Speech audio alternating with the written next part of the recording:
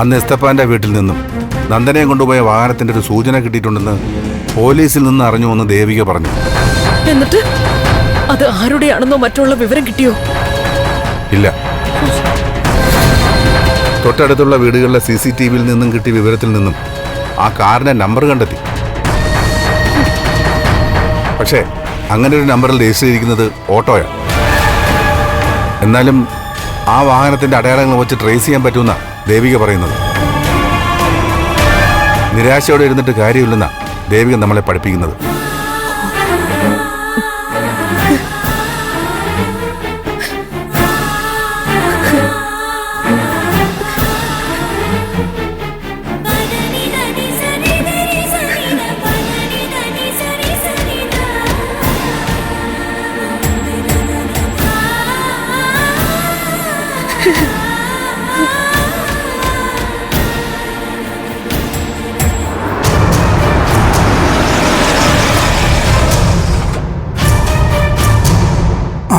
മോളായിരുന്നു. എന്തായി മോള്? നന്ദനെ കുറിച്ച് എന്തെങ്കിലും സൂചന കിട്ടിയോ? വിഷമിക്കാതച്ച, വൈകാതൊക്കെ ശരിയാവും. നന്ദുനെ ഉടൻ തന്നെ കണ്ടെത്താൻ പറ്റും.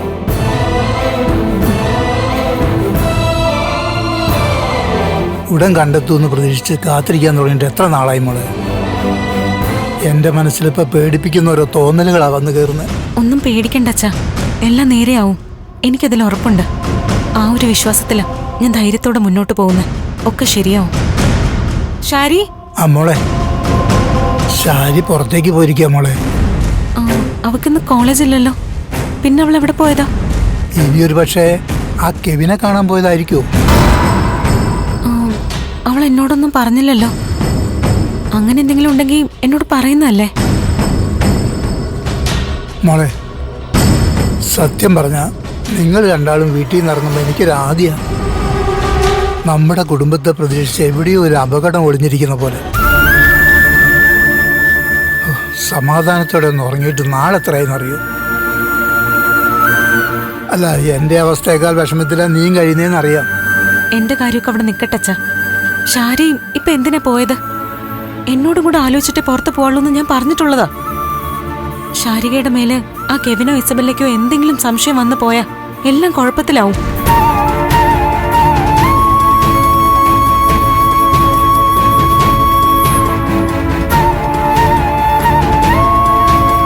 ഇവളിതെന്താ കാണിക്കുന്നേ?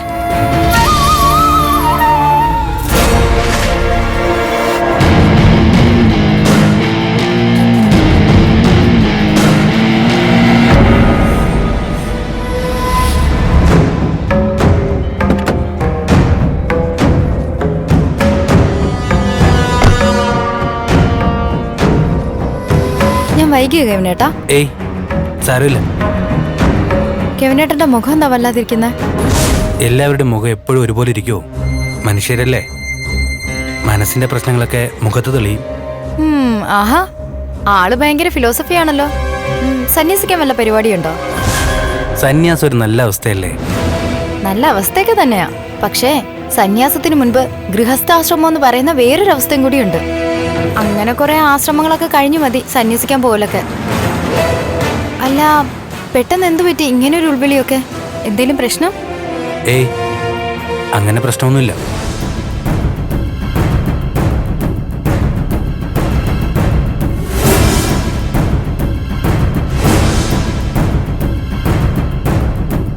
എനിക്ക് ആളിനെ കാണുമ്പോ തന്നെ കാര്യങ്ങൾ ഊഹിക്കാൻ പറ്റും. എന്താ, ഫാമിലിയിൽ എന്തെങ്കിലും പ്രശ്നമുണ്ടോ? അതോ മറ്റേതെങ്കിലും കൊള്ളാവുന്ന പെണ്ണിന്റെ ആലോചന വന്നിട്ടുണ്ടോ? ഞാനൊരു കാര്യം ചോദിച്ചോട്ടെ? ഒരു കാര്യോ? 9 കാര്യം ചോദിക്കാം. ഷാരിനെ ഏത് രീതിയിലാണ് സ്നേഹിക്കുന്നത്? മനസ്സിലായില്ല. അല്ല, സീരിയസ് ആയിട്ടാണോ അതോ ടൈം പാസ് ആയിട്ടോ? അതെന്താ കെവിനേട്ടാ അങ്ങനെ ചോദിക്കുന്നേ? ചോദിച്ചതിനുള്ള ഉത്തരം പറ. സീരിയസ് ആയിട്ട്. ഉറപ്പാണോ? ഉറപ്പല്ലാന്ന് തോന്നാൻ എന്തെങ്കിലും എന്റെ ഭാഗത്തു നിന്നുണ്ടായോ? ഇവനെന്താ ഇതുവരെ ഇല്ലാത്ത രീതിയിലാണല്ലോ സംസാരിക്കുന്നത്. എന്റെ നീക്കങ്ങൾ എന്തൊക്കെയാണെന്ന് എന്തെങ്കിലും സൂചന ഈ കണ്ണന് കിട്ടിയോ?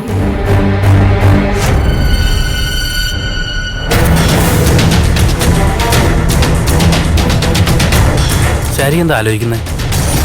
കെവിനേട്ടനല്ലേ എന്തോ ആലോചിച്ചുകൊണ്ട് നിന്നേ?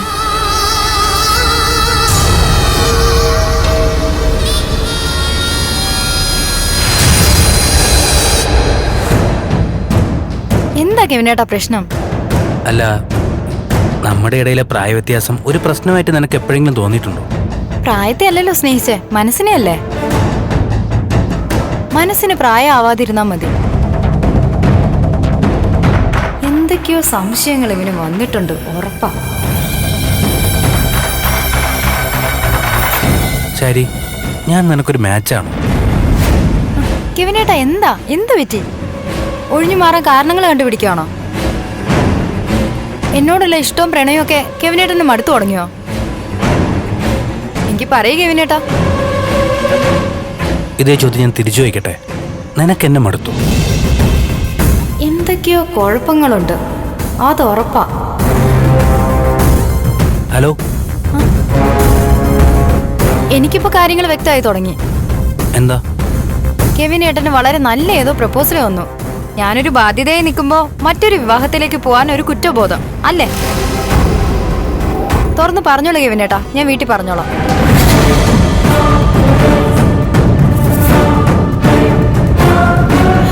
ഞാൻ വീട്ടിൽ എന്തുമാത്രം ബഹളം വെച്ചിട്ട് അവര് വിവാഹത്തിന് സമ്മതിച്ചെന്നറിയാലോ.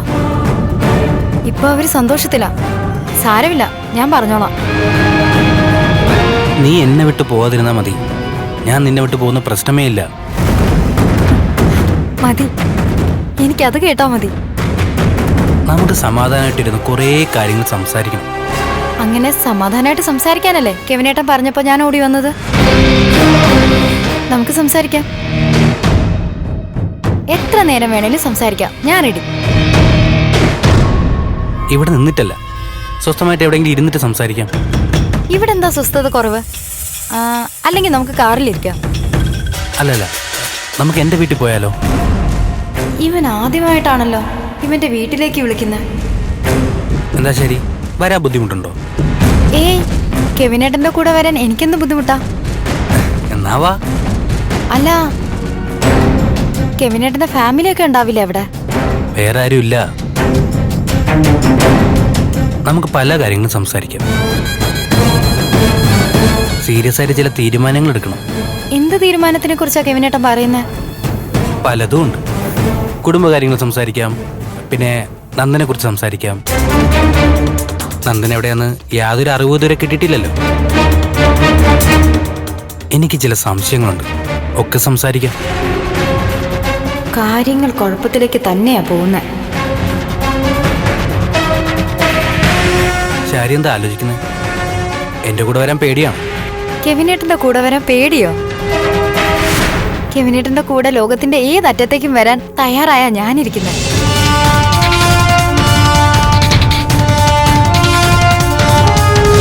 കെവിനേട്ടൻ എന്താ നോക്കുന്നേ?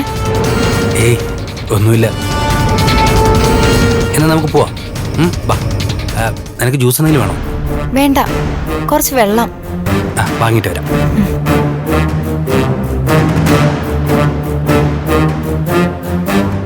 എന്തോ അപകടം വരുന്നുണ്ടോ? അതോ എന്റെ സംശയമാണോ?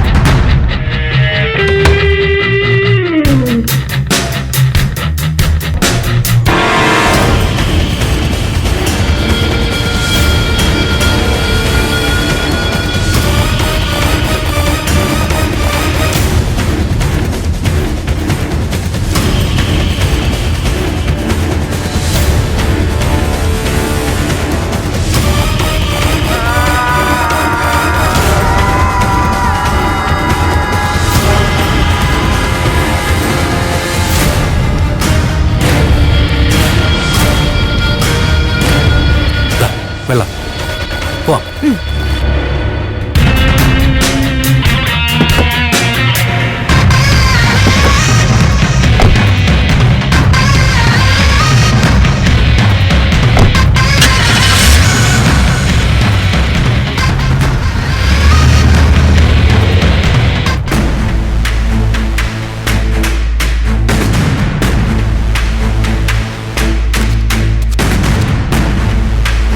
ഋഷി, നിന്റെ കൂട്ടുകെട്ടിലെ പ്രധാന കണ്ണിയില്ലേ കെവിൻ?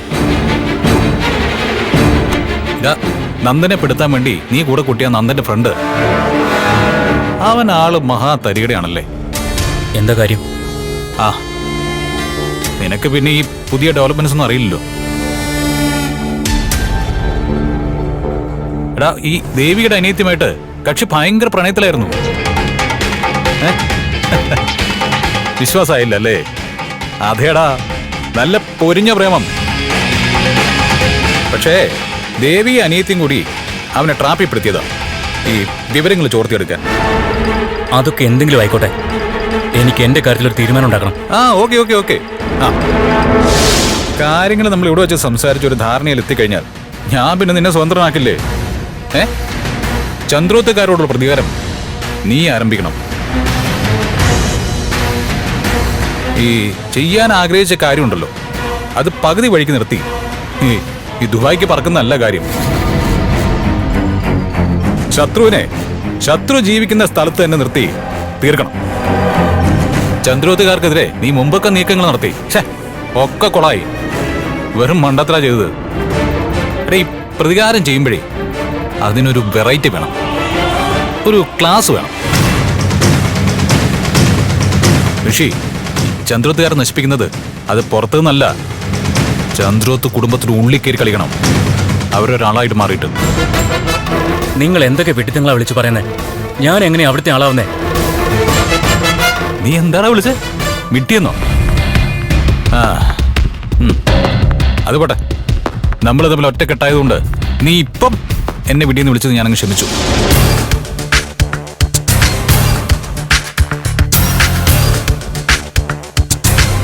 നീ എങ്ങനെയാ ചന്ദ്രോത്തിന്റെ ആളാവുന്നല്ലേ നിന്റെ സംശയം? എടാ, ഈ ദേവിയുടെ അനിയത്തി ശാരിക ഒരു സുന്ദരി കുട്ടിയല്ലേ? എടാ, ശാരിക ഇതുവരെ കല്യാണം കഴിഞ്ഞിട്ടില്ല. ഋഷി, നീ അവളെ കല്യാണം കഴിച്ചാൽ അങ്ങനെ ഉണ്ടാവും? എടാ, അവള് നിന്റെ ഭാര്യയായിട്ട് നിന്റെ കൂടെ വന്ന പൊളിയല്ലേ?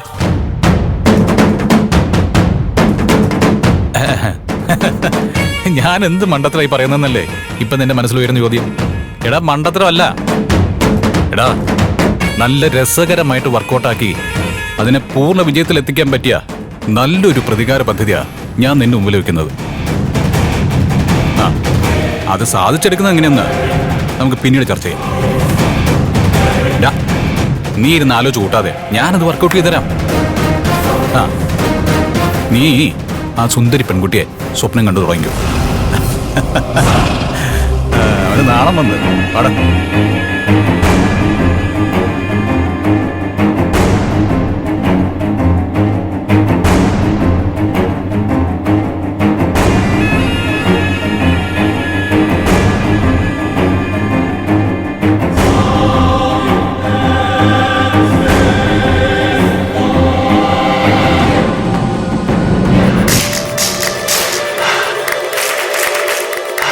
മോളെ,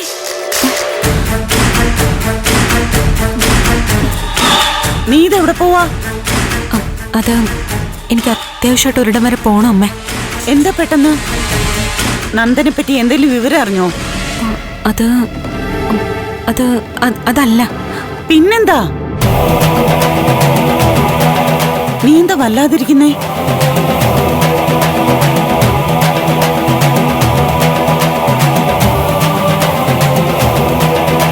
എന്താടി, ഇന്ന് മീറ്റിംഗും കാര്യങ്ങളൊന്നും ഇല്ലാന്നല്ലേ പറഞ്ഞത്? സംസാരിച്ച് നിൽക്കാൻ സമയമില്ലമ്മേ. വളരെ പ്രധാനപ്പെട്ട ഒരു കാര്യമുണ്ട്, ഞാൻ വന്നിട്ട് പറയാം. എന്താ മോളെ, എന്തെങ്കിലും പ്രശ്നമുണ്ടോ? ഇല്ലെന്ന് പറഞ്ഞില്ലേ? നീ വണ്ടി ഓടിച്ചു പോവാണോ? മുരളിയെ വിളിച്ചില്ലേ? മുരളീടിനെ വിളിച്ചു വരുത്തി പോവാൻ നിന്നാ താമസിക്കും. ഞാൻ ചെല്ലട്ടെ. അല്ല മോളെ, മോളെ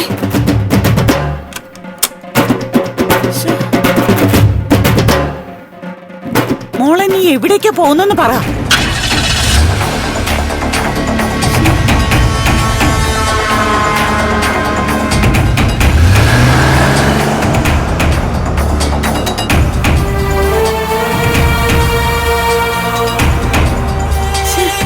എന്താ കാര്യമൊന്നും പറയാതെ ഇവിടുന്ന് എങ്ങോട്ടാ പോകുന്നേ?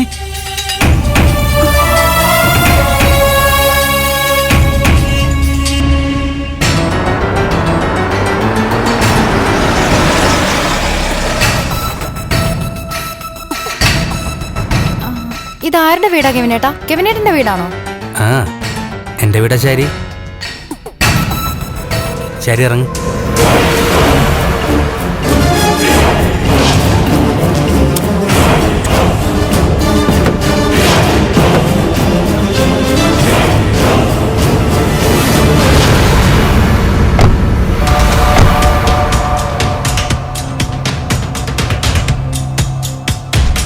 എന്താ ശരി ആലോചിച്ച് നിൽക്കുന്നത്? ഏയ്, നമ്മൾ തമ്മിൽ എന്തുമാത്രം അടുത്തുപോയി എന്ന് ചിന്തിച്ചതാ. വാ അകത്തിരിക്കാം. ഇവിടെ വേറെ ആരും ഇല്ലേ? ഇല്ലെന്നേ, വാ.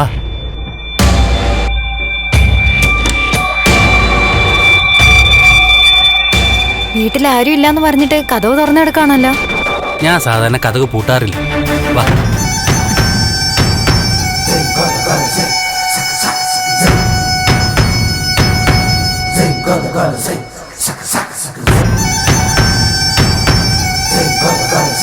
എങ്ങനെയുണ്ട് വീട്? ഇഷ്ടായോ?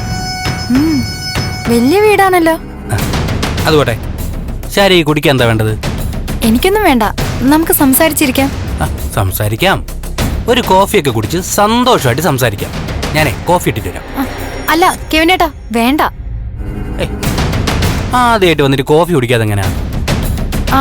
എന്നാ ഞാൻ കോഫി ഇടാം. അതല്ലേ കിച്ചൺ? ശാരി ഇവിടെ ഇരുന്നാ മതി. ഞാനേ ദാ വരും.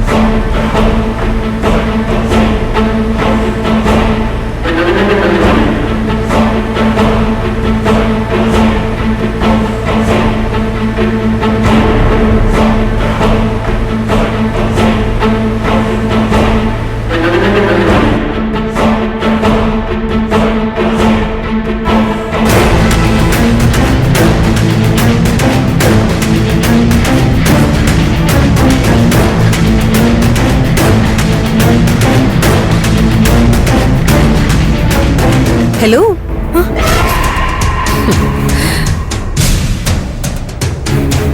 വീടൊക്കെ എങ്ങനെ? ഇഷ്ടായോ? നീ ആള് കൊള്ളാലുടി പെണ്ണെ. അല്ല, ചേച്ചിയുടെ അനിയത്തിയല്ലേ? വേലി ചാടിയില്ലെങ്കിലേ അത്ഭുതമുള്ളൂ. ഒരു പുളിങ്കൊമ്പിനെ കണ്ടുപിടിക്കാൻ, അതിലോട്ട് മെല്ലെ ചായുക, പിന്നെ ജീവിതം സുഖമല്ലേ? ദേവിക പക്ഷെ നിന്നെക്കാൾ ഡീസന്റ് ആയിരുന്നു. അവള് പ്രണയിച്ചവനെ ആദ്യം താലി കെട്ടി, അതിനുശേഷമേ വരവും പോക്കും ഒക്കെ ഉണ്ടായിരുന്നുള്ളൂ. കെവിനേട്ടൻ ഇവിടെ ആരും ഇല്ലെന്നല്ലേ പറഞ്ഞത്? ബെല്ല എവിടെ ഉള്ള കാര്യം ഞാൻ അറിഞ്ഞില്ല ചാരികെ.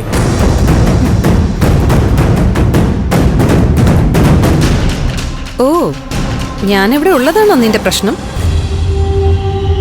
നിനക്ക് അപ്പൊ ഇരട്ടച്ചൻ കാണല്ലോ. ഇടി പെണ്ണെ, കല്യാണം കഴിക്കാതെ തന്നെ ഒരുത്തനോടൊപ്പം ഒറ്റയ്ക്ക് വീട്ടിൽ പോവുക. അതേത് വീടായാലെന്ത്, എന്ത് വീടായാലെന്ത്, അല്ലേ? നീ എന്തായാലും ഇരിക്ക്.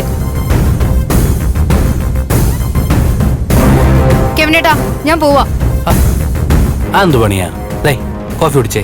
കോഫി ബെസ്റ്റ് ഫ്രണ്ടിന്റെ കൂടെ ഇരുന്ന് കുടിച്ചാ മതി. ഏയ്, അതിനിടയ്ക്ക് പിണങ്ങിയോ? ചേച്ചി കോമഡി പറഞ്ഞല്ലേ. മോളിരിക്കേ. മാറി നിക്കങ്ങോട്ട്. കുറുമ്പുകാരിയാണല്ലോ. മോളെ, കെവിൻ എനിക്ക് ബ്രദറിനെ പോലെയാ. അങ്ങനെയാണെങ്കിലേ നമ്മള് തമ്മില് നാത്തൂനുമാ. ഈ പണ്ടത്തെ നാത്തുമാര് തമ്മിലാ നാത്തും പോരൊക്കെ. ഇപ്പൊ അവരൊക്കെ നല്ല കട്ട കമ്പനിയാന്നേ. മോളിരിക്കേ. ചേച്ചി ആദ്യം പറഞ്ഞതൊക്കെ ചുമ്മാ ഒന്ന് വരട്ടിയതാ. ആയിക്കോട്ടെ, ഏതായാലും എനിക്ക് പോണം.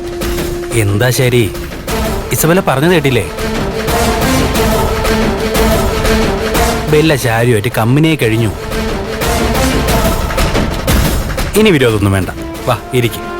പറ്റില്ല, എനിക്ക് പോണം.